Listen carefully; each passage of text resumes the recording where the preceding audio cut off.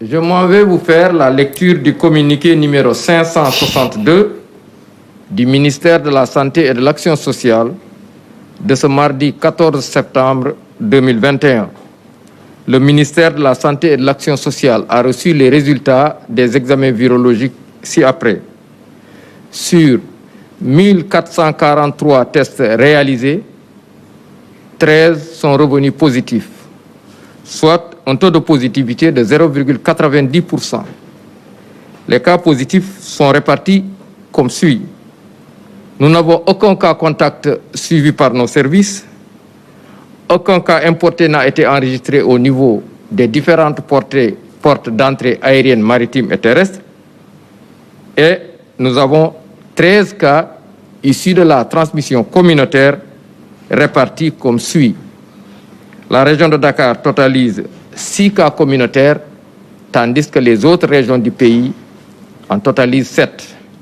Toujours dans le bilan du jour, il est à noter que 382 patients suivis ou hospitalisés ont été contrôlés négatifs et déclarés guéris. 20 cas graves sont pris en charge dans nos services de réanimation. 4 décès ont été enregistrés le lundi 13 septembre 2021. L'état de santé des autres patients suivis ou hospitalisés est jugé stable. À ce jour, 73 513 cas ont été déclarés positifs, dont 67 696 guéris, 1837 décédés et donc 3 979 patients encore sous traitement.